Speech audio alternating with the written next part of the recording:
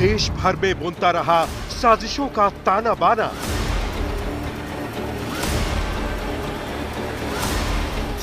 विदेशी फंडिंग से भरता रहा खजाना।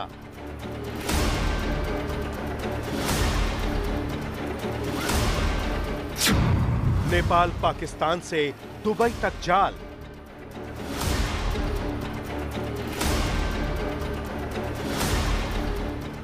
जमीनों पर कब्जा और धर्मांतरण था छांगुर का कारोबार।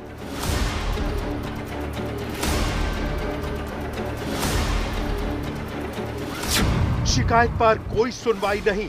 कौन थे छांगुर के मददगार? अब सनसनीखेज खुलासों से नापाक मंसूबों का हो रहा हिसाब।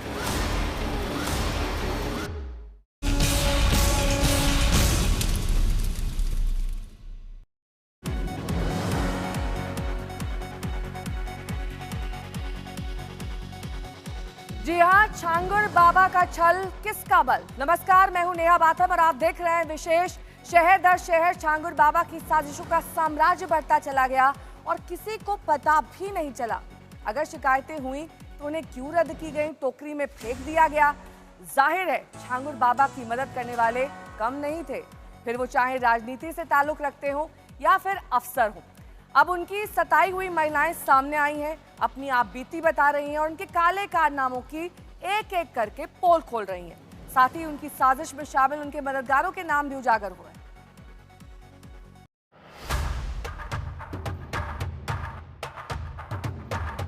मुद्दे सिर्फ एक छांगुर का मुद्दा नहीं है, सिर्फ छांगुर छांगुर छांगुर। छांगुर एक गैंग का सरगना है। 2019 में हम बाबा से मिले, छांगुर पीर बाबा से।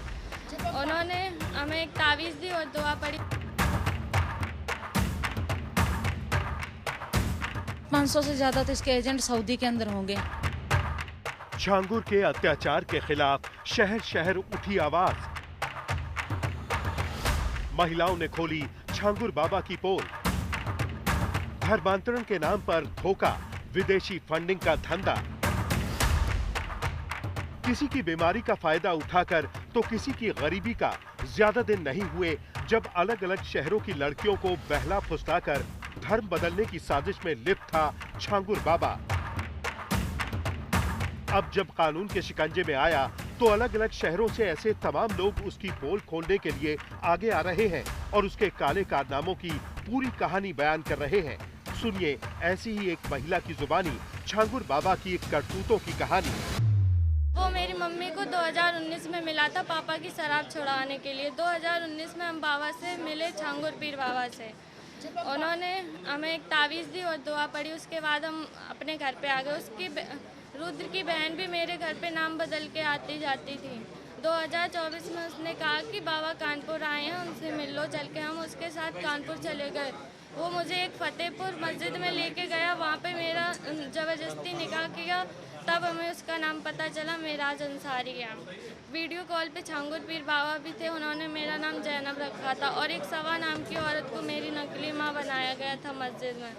3 महीने तक उन लोगों ने हमें कैद करके रखा और उसके भाई भारत को इस्लामी मुल्क बनाने की बातें करते थे। 2047 तक वीडियो कॉल पे वो रोज़ बातें करते थे छांगुर पीर बाबा से। और उसके एक बड़े पापा पाकिस्तान में रहते हैं, वहाँ भी भेजने के लिए कहते थे इसको वहीं भेज देंगे। लेकिन सवाल यह है कि छांगुर बाबा के लिए सब कुछ क्या इतना आसान हो गया था कि जब चाहा जिसे चाहा धर्मांतरण का शिकार बना डाला? आखिर इतना बड़ा नेटवर्क वो कैसे खड़ा करता चला गया? पीड़ित महिलाओं ने छांगुर बाबा के इस नेटवर्क की नींव बने उन लोगों के नाम भी सार्वजनिक किए हैं जिनके बूते धर्मांतरण का ये पूरा सिंडिकेट चलता था। मुद्दे सिर्फ एक छांगुर का मुद्दा नहीं है, सिर्फ छांगुर छांगुर छांगुर। छांगुर एक गैंग का सरगना है। गैंग का सरगना सारे काम को एग्जीक्यूट नहीं करता है, वो उसके जो उसके अंदर में काम करते हैं वो करते हैं। इसमें गैंग के जो सक्रिय सदस्य हैं वो काम करते हैं। और किस पीड़िता को न्याय मिला है? ये खेल आज से नहीं चल रहा, बहुत पुराना चल रहा है। अगर इसमें कुछ नाम लिए जाएंगे, कुछ की अरेस्टिंग हो गई तो ये 40 साल पुराना खेल निकलेगा जो सबूत के साथ मिलेगा आप सबको।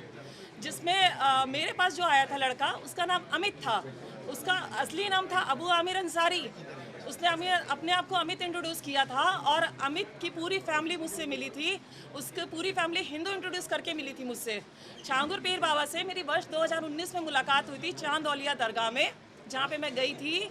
वहाँ का माहौल ही बड़ा अजीब था। वहाँ सिर्फ महिलाएं थी, उनका ब्रेन वॉश किया जा रहा था, उनको डाइवर्ट किया जा रहा था।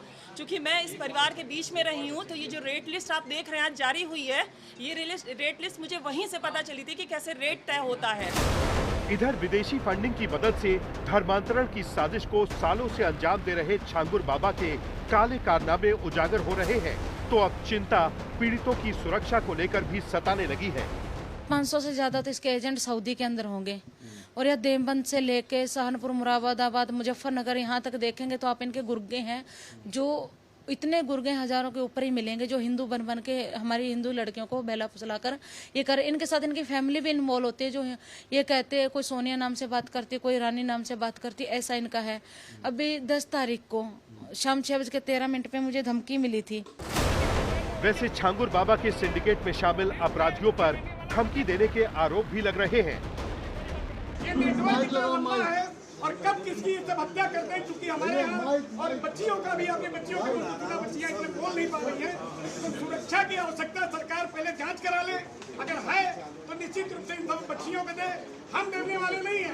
अरे हमारी हत्या होगी, गोपाल राय कोई और फिर होंगे। यहाँ बहुत लोगों की हत्या हुई है। अब हिंदू आदि अगर कोई आदमी उठा रहा है, तो हमको कई जगह जाना पड़ रहा है कि जहाँ हिंदुओं का उत्पीड़न हो रहा है।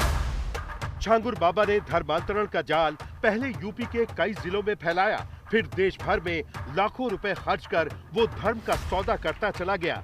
इसके लिए बहलाने फुसलाने से लेकर धमकाने तक के सारे हथकंडे वो अपनाता गया। अब उसके हर एक कारनामे की पोल तो खुल रही है, लेकिन इतने सालों में उसने कई महिलाओं की जिंदगी खराब कर दी और कई परिवार उजाड़ डाले।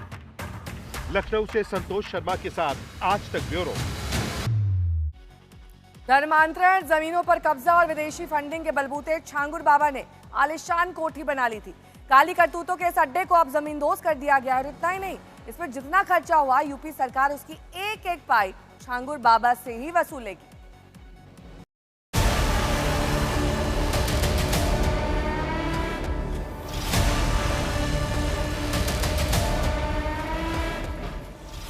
घर गिराने वाली जेसीबी का खर्च देगा छांगुर बाबा। ड्यूटी पर लगे पुलिसकर्मियों का खर्च देगा बाबा। अपनी कोठी गिराने का सारा खर्च देगा छांगुर बाबा। बलरामपुर की इस महलनुमा कोठी को गिराने की ये तस्वीरें पूरी दुनिया ने देखी हैं। छांगुर बाबा के काले कारनामे सामने आने के बाद इस आलीशान कोठी को प्रशासन ने बुलडोजर से ध्वस्त कर दिया था। इस कार्रवाई में जितना भी खर्च प्रशासन का हुआ था, उसकी एक एक पाई छांगुर बाबा से ही वसूली जाएगी। इसके लिए सोमवार को कोठी के एक हिस्से पर बाकायदा नोटिस भी चस्पा कर दिया गया। छांगुर बाबा की अवैध कोठी को ध्वस्त करने के लिए जो खर्च आया उसकी भी वसूली की जाएगी और बलरामपुर उतरौला प्रशासन के द्वारा एक नोटिस चस्पा किया गया। देखिए, ये नोटिस नीतू नवीन रोहरा के नाम पर वाद संख्या कंप्यूटरीकृत, ये तहसीलदार उतरौला की तरफ से, असिस्टेंट कलेक्टर की तरफ से साफ तौर पर लिखा गया कि जो नीतू नवीन रोहरा की जो मधुपुर में ध्वस्तीकरण हुआ उसमें 46,200 रुपए निष्पादन व्यय के रूप में कुल मिलाकर के 8,55,398 रुपए वसूले जाएंगे। रिकवरी की नोटिस है, 29 जुलाई तक की नोटिस होगी। जो जेसीबी लगाई गई उसका खर्च है, पुलिसकर्मियों का खर्च है, जो राज्य कर्मचारी लगाए गए थे उनका खर्च, पूरा 8,55,398 रुपए की वसूली। इस ध्वस्त किए गए निर्माण की जो छांगुर बाबा की अवैध धर्मांतरण, विदेशी फंडिंग से जो धर्मांतरण का किला ध्वस्त करने में सरकार को जो खर्च आया वो सब पूरा वसूला जाएगा। ये वो हिस्सा है और वो कोठी बाबा की, छांगुर बाबा और जमालुद्दीन की, जो धर्मांतरण का अड्डा थी, जिसको उत्तर प्रदेश सरकार ने ध्वस्त किया और अब इस ध्वस्तीकरण की पूरी वसूली होगी। छांगुर बाबा की जिस कोठी के एक बड़े हिस्से को जमींदोज किया गया था, वो किसी महल से कम नहीं थी। पूरी कोठी सीसीटीवी से लैस थी। इसमें प्राइवेट पावर प्लांट लगा था, दर्जनों सोलर पैनल भी लगे थे। इतना ही नहीं, बाउंड्री पर कटीले तार तक बिछे थे और बाहरी व्यक्ति के प्रवेश को रोकने की हर मुमकिन तैयारी की गई थी। कोठी के अंदर ही एक सीक्रेट कंट्रोल रूम भी था, जिससे पूरे घर के सीसीटीवी कैमरों की निगरानी की जाती थी और ये कंट्रोल रूम बाबा के बेडरूम में था। लेकिन ये शानो शौकत तभी तक थी जब तक वो कानून के शिकंजे में फंसा नहीं था। एक बार फंसा तो साजिशों का साम्राज्य भी ध्वस्त होता चला गया। बलरामपुर से संतोष शर्मा के साथ आज तक ब्यूरो। धर्मांतरण गिरोह का सरगना छांगुर बाबा अपना रसूख बढ़ाने के लिए हर तिकड़म अपनाता रहा। लोग अपने जाल में फंसाता था और फिर उन्हें अपना शिकार बनाता था। और ये पता चला है कि छांगुर बाबा ने अपना नेटवर्क बढ़ाने के लिए माफिया रहे अतीक अहमद से अपने संबंधों का काफी फायदा उठाया। ये 2014 के लोकसभा चुनाव के दौरान काफी मजबूत रिश्ते में तब्दील हुए थे।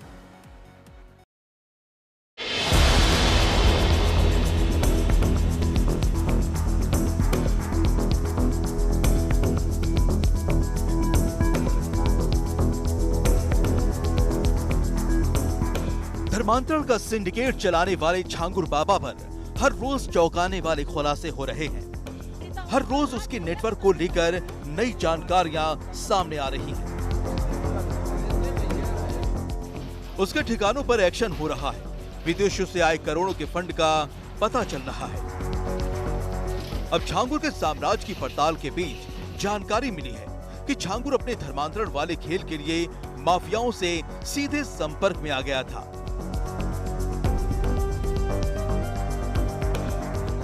और माफिया रहे अतीक अहमद का वो बेहद करीबी बन गया था। जलालुद्दीन उर्फ छांगुर बाबा का गहरा संबंध सामने आया है। पता चला है कि दोनों के संबंध तब और मजबूत हुए जब साल 2014 में अतीक अहमद ने श्रावस्ती सीट से लोकसभा चुनाव लड़ा था। पता चला है कि छांगुर बाबा ने अतीक अहमद के लिए चुनाव प्रचार किया था। अतीक अहमद की कई जनसभाओं में छांगुर बाबा मंच पर मौजूद था। इसके साथ ही श्रावस्ती के मुस्लिम बाहुल इलाकों में छांगुर बाबा ने अतीक अहमद के लिए प्रचार किया।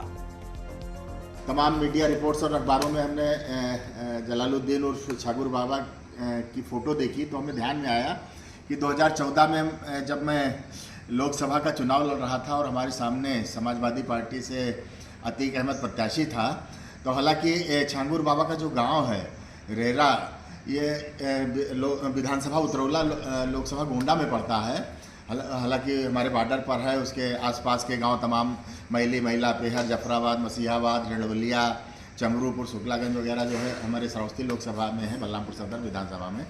तो ये लोगों ने बताया कि जो है अपने क्षेत्र में प्रचार प्रसार न करके बड़े माफिया अतीक अहमद के साथ जो है चुनाव में पूरी तरह से इंगेज था। कई जगह मंच भी साझा किया और ख़ास तौर से जो है मुस्लिम बाहुल क्षेत्रों में जो है अतीक अहमद के प्रचार प्रसार का पूरा जिम्मा इसने ले रखा था। छांगुर मुस्लिम बाहुल इलाकों, खासकर अपने गांव रेहरा माफी में अतीक अहमद के साथ प्रचार के लिए जाता था और चुनावी मंच भी साझा करता था। जानकारी ये भी मिली है कि अतीक अहमद के जिंदा रहते छांगुर बाबा कई बार प्रयागराज भी गया। अतीक के कनेक्शन के दम पर उसने अपना नेटवर्क फैलाया, अपनी पहुंच और पकड़ कई और शहरों में बना ली। छांगुर ने धर्म परिवर्तन वाले जाल के जरिए कई लोगों को फंसाया और बड़ा साम्राज्य खड़ा किया। अब पता चल रहा है कि इसके लिए उसने धोखा, अपराध का हर हथकंडा अपनाया। लखनऊ से संतोष शर्मा के साथ आज तक ब्यूरो। इस बीच सवाल यह भी उठता है कि साजिश का ताना बाना बुनने में माहिर छांगुर बाबा के काले कारनामे बाहर कैसे आए। दरअसल कई लोग ऐसे थे जो बाबा से पीड़ित थे और मौके की तलाश में थे। जैसे उनके हाथ पुख्ता सबूत लगे, धड़ाधड़ शिकायतें बाहर आने लगी। इन्हीं में से एक शिकायतकर्ता विनय पांडे से बात की हमारे संवाददाता आशीष श्रीवास्तव। छांगुर बाबा तकरीबन 100 करोड़ का ट्रांजैक्शन दिखा है एसटीएफ को और एटीएस को, और ऐसे में गिरफ्तार तो जरूर है, लेकिन ये गिरफ्तारी के लिए किसने शुरुआत की थी और किस तरीके से के खिलाफ कंप्लेंट की गई। हमारे साथ वो कंप्लेनर मौजूद हैं जिन्होंने वो पहली कह सकते हैं कि मेल किया था, शिकायत की थी छांगुर बाबा के खिलाफ और कई तरीके के पत्र लिखे थे सीएम योगी आदित्यनाथ को। उनसे बात करते हैं और वो आखिर किस तरीके से उनकी नॉलेज में चीजें आई थी उनसे भी पूछेंगे। क्या नाम है आपका? विनय पांडे नाम है। विनय पांडे जी, आप बताइए कि आप पहले कंप्लेनर कैसे, आपको कैसे पता छांगुर बाबा के मामले में, या कैसे आप जानते हैं? हमारा गृह जनपद बलरामपुर ही लगता है, तो इसका नेटवर्क इतना ज़्यादा बढ़ गया था, तो वहाँ के क्षेत्र लोग से आते थे, क्षेत्र के लोग, और लगातार हमसे संपर्क किए, तो वहीं से लड़ाई शुरुआत की गई। तो सबसे पहले तो शुरुआत हम लोगों ने लोकल प्रशासन से ही शुरुआत की। सब जगह से मायूसी होने के बाद फिर एक प्लान बना के हम लोगों ने एटीएस को संपर्क किया गया, और जिसका परिणाम आज ये है। लेकिन ये था कि हमने क्षेत्रवासियों से वादा किया था कि छांगुर का घर भी गिरेगा और उसको जेल भी होगी, जो कि पूरा। आपको कैसे पता चला कि वो धर्मांतरण इस लेवल पे कर रहा है, और आपका पर्सनल इंटरेस्ट उसमें क्या था? क्या आप समाज सेवी थे या किस तरीके? हाँ, समाज सेवी ही कह सकते हैं जो ऐसा काम कर सकता है, क्योंकि बहुत ज्यादा प्रभावित कर रहा था पूरे जिले को। मतलब ये समझ लीजिए मुश्किल से 12 से 15 किलोमीटर की दूरी थी हमारे घर से इसकी, और गाड़ी भर भर के लोग आते थे। तो क्या क्या दिया था? मैं आपको बता दूं, ये धर्म परिवर्तन के साथ साथ लैंड जिहाद का भी है इसमें मामला, और इसका अगर बारीकी से जांच किया जाए तो इसका संबंध कहीं ना कहीं आतंकवाद से भी आएगा। कैसे कह सकते हैं आप ये बात? श्योर है, क्योंकि है हमारे पास सबूतें हैं। क्योंकि इसका एक दाहिना हाथ है बब्बू खान, और बहुत बड़ा रैकेट उसका रहा है। नेपाल के रास्ते जो भी आतंकवाद घटनाएं होती थी, बब्बू खान और मोहम्मद, ये दोनों। लेकिन बब्बू खान का तो ये मानना है कि वो खुद पीड़ित था, ठेकेदार था, और वहां से पैसा उसका ले लिया इस तरीके से। अभी देखिए एटीएस जांच कर रही है, और 1-2 दिन और रुकिए, ये दोनों नाम आपको सामने आएंगे, क्योंकि यही दोनों थे जो इसको प्रभावित कर रहे थे। जमीनों, मोहम्मद अहमद तो सारा काम कर रहा था जमीनों का, अवैध जमीनें का काम वो करता था, और बाकी धर्म परिवर्तन, लव जिहाद का सारा काम बब्बू खान करता था। विशेष मेरे साथ अभी के लिए बस इतना ही। देश दुनिया की तमाम खबरों के लिए आप देखते रहिए आज तक।